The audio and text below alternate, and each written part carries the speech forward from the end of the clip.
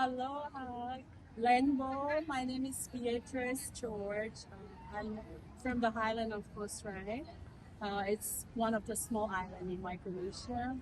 And I came here in 2005. And what brought me here is to look for more opportunities to support my family, my kids. And when I first got here, I I don't know anything about reality, and couldn't even speak English. Really? And it happens to I somehow I found this lady, very special lady in my life. She's like my mentor and everything, and she taught me how to speak English. And she would not let me use it in proper, And every time I say something like wrong, and she would, you know. And so we're still working on my pronunciation because my accent is really strong. So we're working on that. I'm glad that um, it took me all the way today that I realized it's more about just looking for a job here. It's by learning manners and like American manners. It just make our life easier and get along with other people in our life. And it just realizing all this, it makes my life. I feel wonderful today, and I had to learn a lot, like from my mistakes. Every day I learn something and cooperate with other people. I even learn about personality, like my education. I dropped out in 10th grade in my life.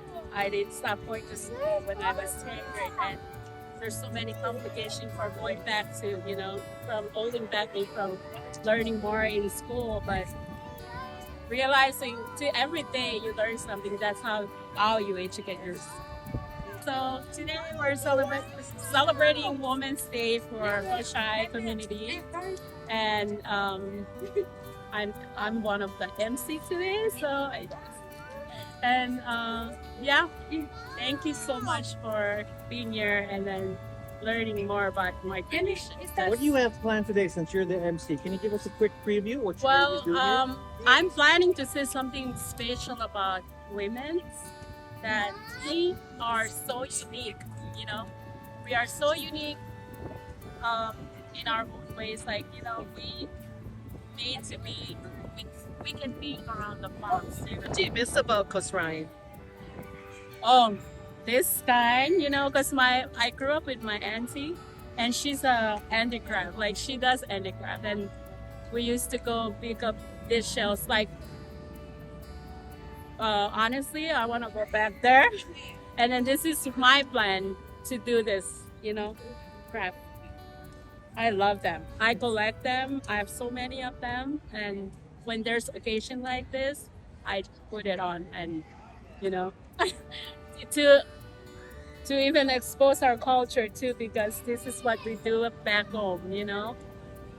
And learning how to do it. We're losing that. It's lost, but we have to bring that back. So, you know, that's. Are there a lot of shells? Because if you go to Waikiki, it's very hard to do that. Mm-hmm. I'd find that. I'm sure back in the day in 1800s, it was easier. Mm-hmm. Is your island coastline still Oh yeah. pristine, still Mhm. okay? It's not being Yes. overrun by Russia, China, Mhm. Japan. It's you can still find it so easy. It's you can. Yeah, it's still there.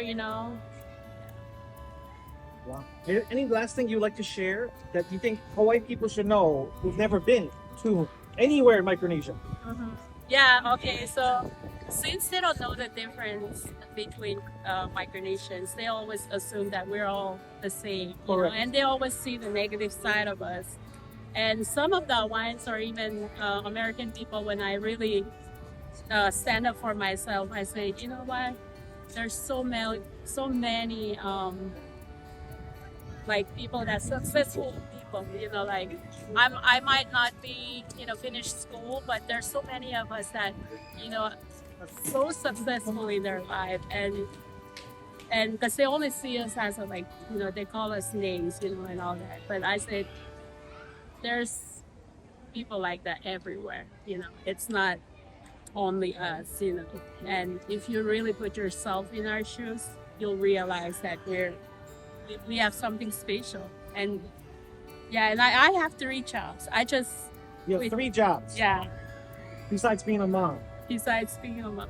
Yeah, there's something in there, but yeah, it took me to get this 3 jobs to support my kids, my 5 kids, plus my grandkids. Yeah, and that's why I say I learned a lot from my mistakes and where I've been. I learned from there and I don't go there anymore. Like I would say, don't go there, it's dark. I even made my own, way of saying things. Like don't don't don't even go there, it's dark. That means like where it was and don't go back there because you already know it's a mistake. And I would make them laugh, but then at the same time, it's really strong message for myself and others. Yeah. I would imagine that in where you're from, you don't have to have 3 jobs in your own country. You don't have a job because there's, and I even explained to this lady that I work for, because over here, people that eat organic, buy organic food are rich people.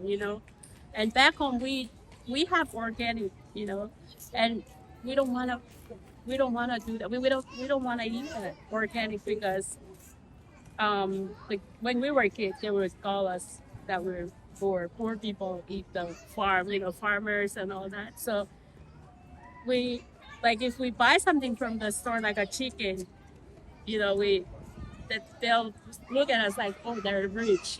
And but when we came here, it's the other way. So organic food, you know, people that can afford that are rich people. And over here we eat like, canned meat, spam, and back home if we eat those stuff, it's we, we can call ourselves we're rich. We can afford stuff in the store. But then that's this kind of stuff I realized, like how special, that we live in this kind of environment, and appreciate it. And so I really want to go back there and start all over again. Yeah. Thank you for sharing. We really appreciate this time to spend with you so we can get a better understanding of you, Coach Ryan, and Mahalo. We're all special in that. Yes, we are. Mahalo. And yeah.